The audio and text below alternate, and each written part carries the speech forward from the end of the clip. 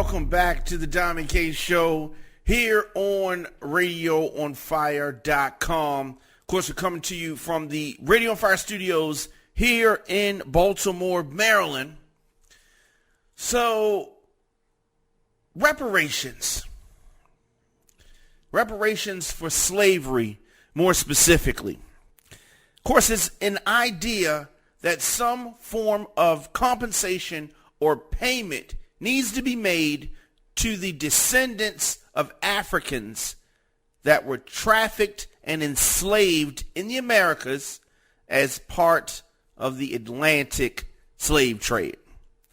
A very nasty time, very bad business that took place and a part of America's history. Now, the idea of reparations is not a new one. After the slaves were freed in 1865, it's been an ongoing debacle because it never was handled. Going back 1925, years after slaves were set free, the Honorable Marcus Garvey said, "I, and I know you too, believe in time, and we shall wait patiently for 200 years if need be, to face our enemies through our posterity. When I'm dead, wrap the mantle of the red, black, and green around me, for in the new life I shall rise with God's grace and blessing." He continued, "Look for me in the whirlwind or the storm. Look for me all around you. I shall come and bring with me countless millions of black slaves who have died in America and the West Indies, and the millions in Africa to aid you in your fight for liberty, freedom, and life." So lastly, Marcus Garvey said on this subject, "I shall write the history that will inspire the millions that are coming and leave the prosperity of our enemies to reckon with the hosts for the deeds of their fathers."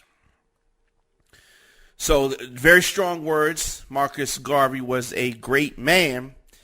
And, so it really brings to light the biggest part of the debate, and that is the sons or the sins of the father coming down to the children. Here at Radio on Fire, we speak directly to urban America, giving you that perspective that's different from mainstream media, because a lot of times they don't have our best interests at heart, talking about the urban culture. Mainstream media not representing that. RadioOnFire.com, we have a lot of content, a lot of exclusive content for our premium subscribers, but free content nonetheless, covering sports, entertainment, news, politics, urban culture, all types of topics. I encourage you to go to RadioOnFire.com/join. Become a premium subscriber. You get a lot of extra perks and exclusive content. Or you can make a one-time donation. RadioOnFire.com/join. Support independent media. Support Radio on Fire. So we're talking about reparations and taking a look at both sides of this debate. And, you have people that are against reparations, black and white. But for the most part, people who are against reparations are coming at it from a certain angle. And I'm going to try to objectively look at that. But right now we're going to talk about the argument for reparations. So some people will say, people that think that the time for reparations has passed, people like that will say that the descendants of slaves in America were not slaves themselves, and therefore they don't deserve the reparations. That's what people that are against the argument will say. And I liken it to this. Imagine if you worked a job and your pay was being withheld. And you worked the job for many years and your pay was withheld. Even if you worked the job for 1 year and your pay was withheld. Even if you worked the job for a month and your pay was withheld. You did not receive the pay. And you died. You died. Would your descendants be entitled to go and retrieve your earnings that you did not receive for whatever reason? Yes, they would. Now, if litigation happened and the direct descendants passed away, would the descendants of them, would the grandchildren be able to get this? And of course, we're talking about, it would need to be a significant amount of money. But so that's one instance. So the descendants would be able to get that. Now, let's look at it deeper, because the amount of money that you would get from the job for a few months or even a year is not even measurable to the amount of money that we're talking about. Over 4 million people. So let's say that in your lifetime, you created something. And then another company took your property, your intellectual property. And you were having litigation about it, and through the litigation, you passed away. And this litigation continued a few generations. You're going back and forth. Would you not be entitled to the money? Of course you would. You can look across British and American corporations and institutions that still benefit from the wealth that they created from slavery.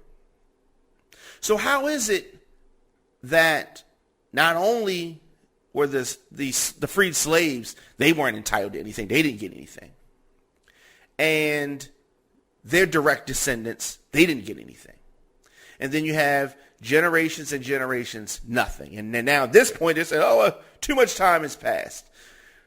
Too often, that is how the American government works. And now that a lot of damage has been done with the economics, the wealth, a lot of this stuff has been set. And now they're saying, you weren't a slave, I was a slave owner, blah, blah, blah, blah, blah. Now, the thing about it is this. Let's just say, divvying up money and trying to figure out where it would come from, it would come from essentially taxes, right? Taxpayers, right? If it came from there, we spend a fraction of that on the military, so it wouldn't even put a dent in anything.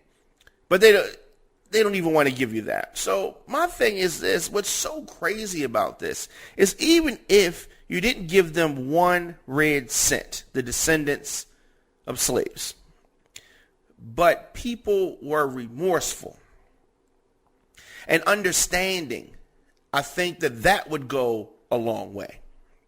Because a lot of people are right, while people were not in bondage that are living now, we feel the effects from it. And when we see the effects from slavery, it brings up the fact that people were just robbed of their dignity, forced to work for free, enriching many people. Now, some opponents of reparations will say, well, everybody wasn't enriched, and that's true. But many people were, and many more, countless others died while slaves.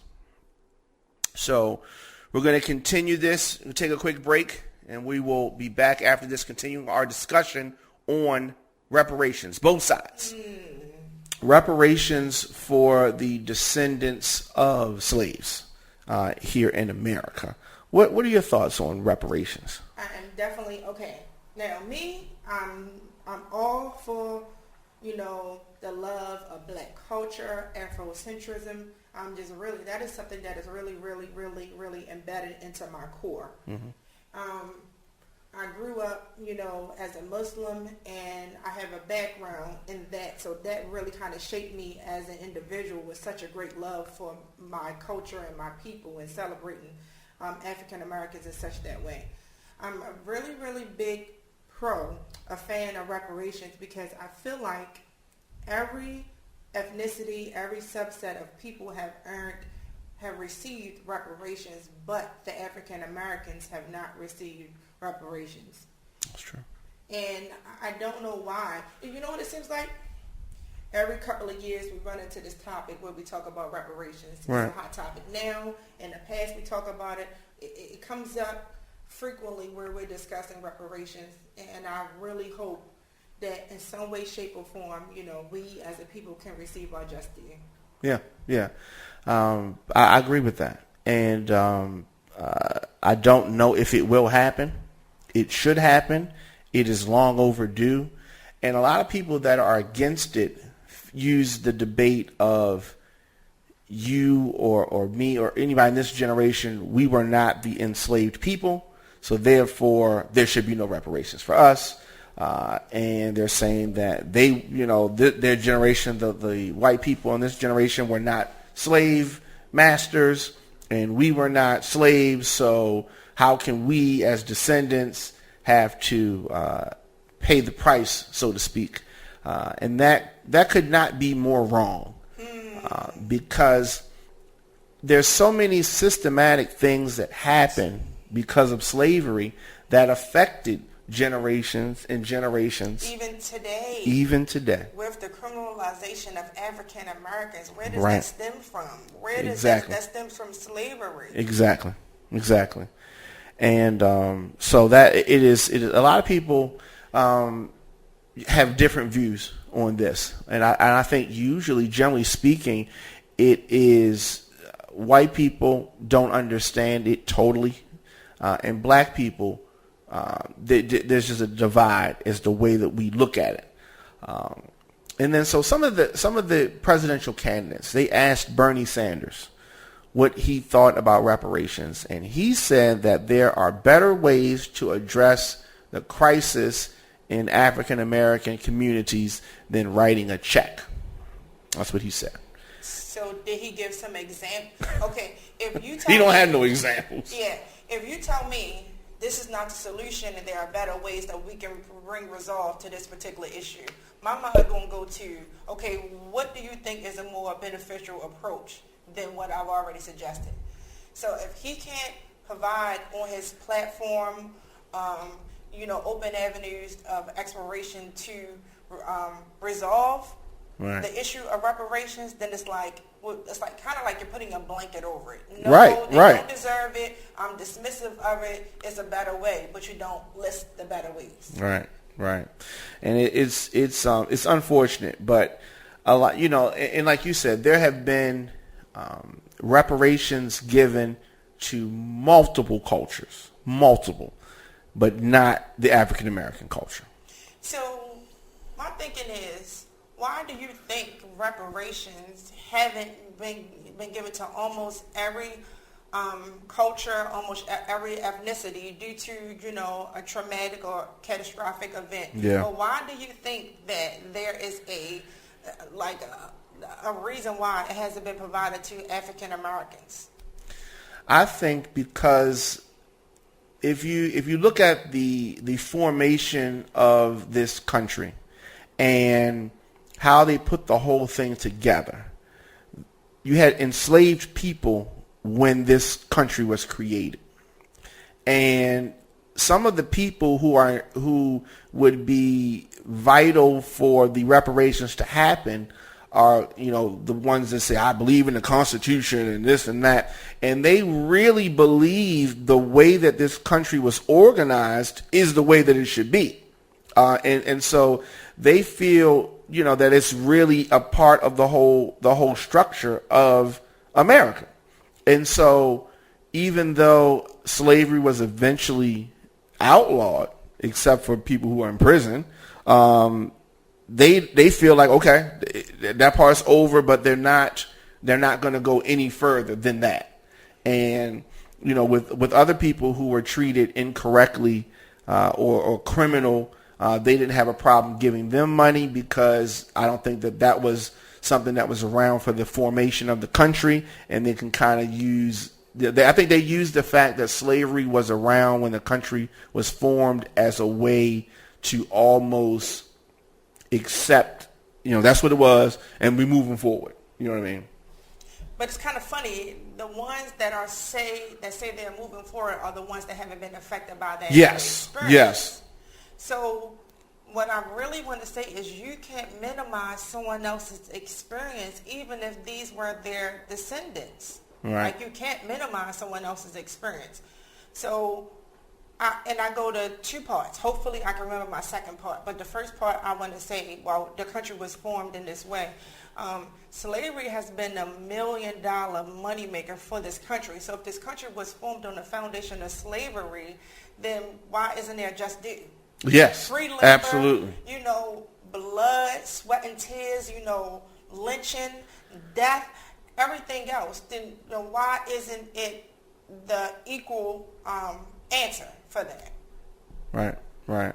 And it's you have so many corporations whose wealth was built on the backs of the blood money from slavery, the blood money, and then you have the descendants of those enslaved people that are feeling the repercussions of not having, not having money and economic power.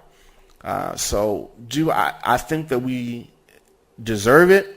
I think that it's going to be a long fight, and I don't think that is the only fight. There are other fights, and so I don't want people to only focus on this fight exclusively. Like, we still have to get some other things together. It's like if somebody owes you money, but you still work your job and you're still trying to do other things to make more money, and people still owe you money. So just because somebody owe you money doesn't mean that you stop the other things as well. Okay. And I don't want people to but don't stop the reparations fight either.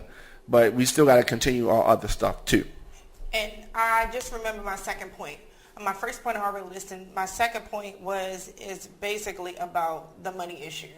Okay, since slavery has affected us and a large number of people, we're talking about what? What do you think it is? Billions, trillions of dollars? If African Americans were to actually get reparations, we're talking about a larger dollar value than any, this is my just personal opinion, than any nationality, than any ethnicity. Because that's why I think maybe they're not so much, it's a lot of resistance to give African Americans reparation, because the dollar value would be very, very significant. You have 4 million African Americans released from bondage at that time. 4 million. Now we're not even counting the ones that passed, that died in bondage. 4 million people were released in 1865. So the descendants of all those people, how many people was that? That's probably going to go in the billions. Yes, we talking about billions of dollars. You're talking about billions of dollars. And but the thing is that here's the part that really confuses me. A lot of people would put money back into the economy when they received it. They're going to be paying off bills. They're going to be buying things. I don't understand what the big deal is about them giving us a just due, because everybody's not going to invest their money. A lot of people are going to spend the money. The economy is going to get that money right back in a lot of instances. Not all of it, but a good deal of it. But you know what I thought when you first said that? The way the economy works now, it works in a way where the government wants to control where the allocation of funds go. Yes. So if I'm giving reparations to what would you say, 400 million? You said 400 million descendants? 400? 4 million. 4 million. Yeah. If I'm giving reparations to 4 million descendants, then I can't necessarily control the spending of these descendants. I don't know where the money is going to go, and I need the government to function in a way that I see best fit as the officials and the upper execs of the government. Right. So that's where they're kind of losing their power. Right. And it's just they would try to make it harder than it had to be in order for it to be done. It needs to happen. Hopefully it will happen. Do you think it will happen in our lifetime? I'm wishful. Yeah. I'm wishful. I encourage it. I'm hopeful. But is it probable? My answer, probably not probable. I still encourage it. I still entertain the thought. I encourage those to advocate for reparations if they see it necessary, but not likely in my lifetime. Right. Yeah, I'm afraid that you are right. So, the fight continues. The fight continues. The fight always continues. Yeah. I want to thank you for coming here. Thank you for having me. And all of that, you want to shout out your social media or no? My social media is my name. My name is Jardyn, Yardyn, Graham, and Graham, Graham. You can find me on Facebook. So, yeah. Yeah. So that is wonderful, and I follow you. You always say nice things, and I try to be encouraging. Yes, you are. You're so positive. I thank you. It took a lot of growth, but I'm grateful. You wasn't always positive. I had to grow. Yeah, I had to be to where I'm at now. So I'm blessed and I'm grateful. That's good. So definitely thank you so much. And you'll be back again, right? I definitely will be back again. Wonderful. Okay, so definitely thank everybody for tuning in. Of course, Radio on Fire, we have over 20 different shows here. You can always go and catch up on radioonfire.com/shows and pick the show that you want to see and support everything that we have going on. Hit the subscribe button, hit the like button, the share button, all that kind of stuff. Helps the show out. I will be back tomorrow with another episode, and thank you for tuning in.